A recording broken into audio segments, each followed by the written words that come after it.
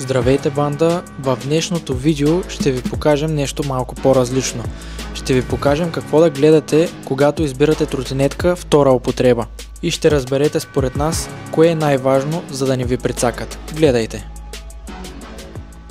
Разбира се, най-добре е да се купи чисто нова тротинетка, за да сте сигурни, че тротинетката не е тормозена и че всичко по нея работи. Но понякога искаш мечтания модел, но нямаш достатъчно пари за него и алтернативата е да вземеш такъв втора употреба. Затова, точно както при покупката на кола втора употреба или мотор втора употреба, е важно да се гледат за някои неща, за да може да се избегнат бъдещи проблеми. И както ви казах и по-рано във видеото, днес ще дадем точните съвети при покупка на втора употреба тротинетка и за това решихме да направим и това видео. Надявам се с опитът, който имаме, то да бъде полезно. Този път в видеото ще участва Kukirin G4. В предното видео минахме по този път с Kukirin S1 Max, която е градска тротинетка. Както виждате тук, Kukirin G4 се справят доста по-добре по неравностите. Затова, когато избирате тротинетка, можете също да се насочите към такава с по-големи гуми за по-голямо удобство. Както знаете, пътищата в България не са от най-добрите. Тук пътуваме към мястото, на което ще заснемем видеото и преди това ще има малко офроуд кадри. Специални поздрави за Кирил, който винаги коментира в YouTube. Той искаше видео за Kukirin G4, затова и направихме видео с Kukirin G4. Ако искаш и ти някакво видео, ревю, тест или каквото и да било, пиши ни в коментарите и ще го имаме в предвид. Впрочем, G4-ката се кара доста готино по офроуд терени. Един съвет, когато минавате около хора на тесни пространства, карайте бавно, за да не ги изплашите.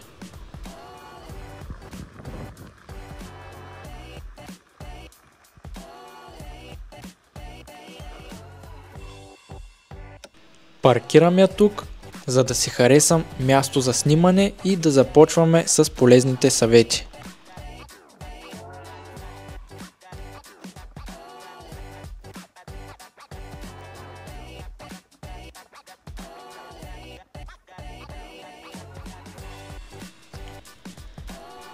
Красота!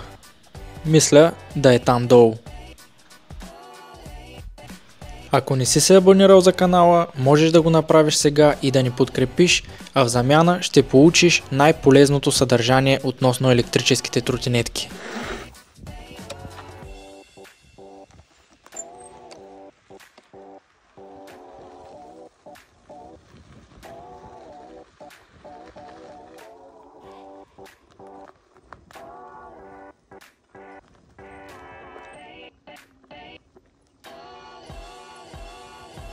Сигурно вече се питате какво толкова да гледаме. На първо място огледайте цялата тротинетка за ожулвания.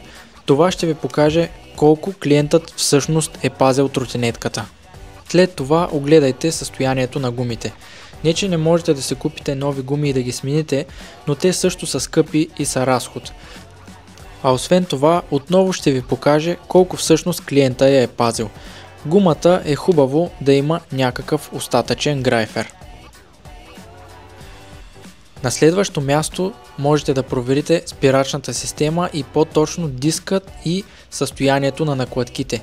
Дискът можете да огледате за ожулвания, да я вдигнете във въздуха и да завъртите гумата, за да видите има ли еднакво триене от накладките, за да не би дискът да се окаже, че е крив.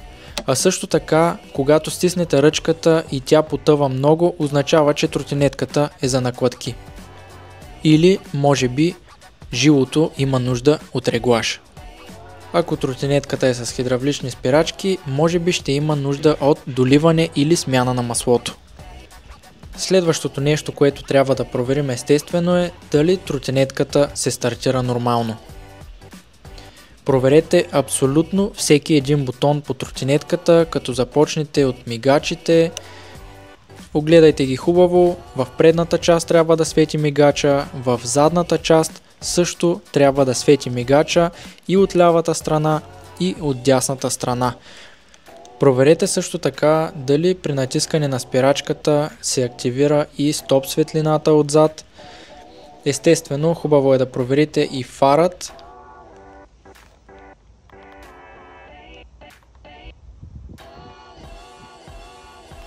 Препоръчително е да разцъкате всички режими, с които разполага тротинетката и всички неща по дисплея, за да може да се уверите, че контролерът и дисплеят функционират правилно.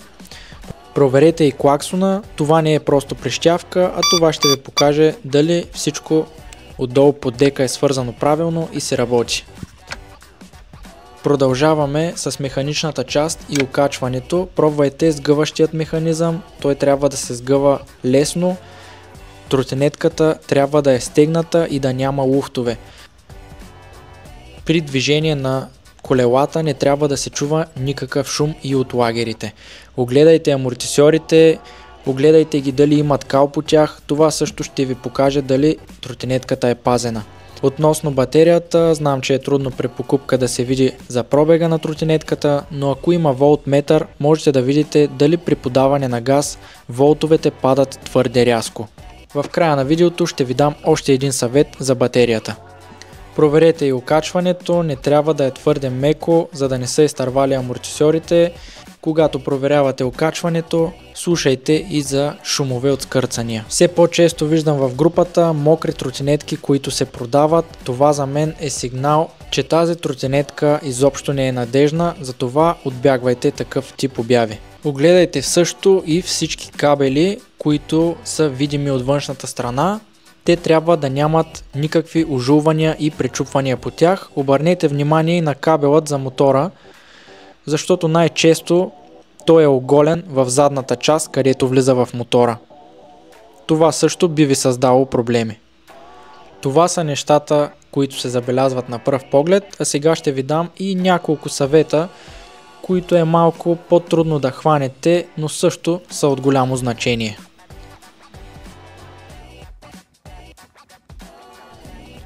Ако имате възможност да тествате тротинетката на пътя, естествено ако не е закупена чрез куриерска фирма, където не можете да направите тест на пътя, би било добре да обърнете внимание на звука, който идва от двигателите. Какво имам предвид? Двигателят трябва да работи плавно, без претрисания, без излишни шумове. Както казах, трудно е да забележите какъв ще е пробегът на батерията, но ако има волтметър, можете да видите дали волтовете падат прекалено рязко. Ако падат прекалено рязко, това е лош индикатор. Също така, при ускорение тротинетката трябва да се ускорява прилично. Ако е твърде мудна, е възможно батерията да се заминава. Също така обърнете внимание на дисплея, на какви километри е тротинетката. Това лесно може да бъде занулено, но все пак обърнете му внимание. Ако на дисплеят излиза някаква грешка и изписва E и някаква цифра след него или error, означава, че тротинетката има някакъв проблем и не е препоръчително да я купувате. Хубаво е, ако естествено можете да покарате тротинетката, да я покарате по неравности и да видите дали реално има скърцания. Това ще ви покаже колко здраво е окачването и отново дали тротинетката е пазена, дали е смазвана и така нататък. И по-рано във видеото ви казах, че лично за мен най-лошото нещо е тротинетката да е била мокрена. Как можете да проверите дали тротинетката е била мокрена, освен по снимките, ако видите, че тя е измита? Можете, ако вземате тротинетката от място, да помолите купувачът да отворите дека и да видите стикерът на батерията. Всяка батерия има стикер, който показва дали тротинетката е мокрена. Ако този стикер е в бяло, значи тротинетката не е мокрена, но ако стикерът се е отсветил в червено, това означава, че вътре в дека е проникнала вода и тротинетката е мокрена. Избягвайте покупката на такава тротинетка.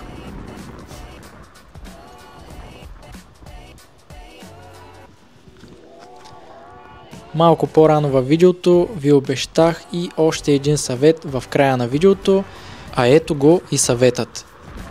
Ако имате възможност да включите и зарядното на тротинетката, направете го последният начин. Включете първо зарядното в мрежата и вижте индикаторът, който е на самото зарядно. Той трябва да свети в зелен цвят. След което, щом зарядното свети в зелен цвят, то работи нормално. Включете го и в тротинетката и индикаторът трябва да промени цветът си в червен цвят, което означава, че всичко с зареждането е нормално. Абонирайте се за канала, харесайте видеото и до следващия път.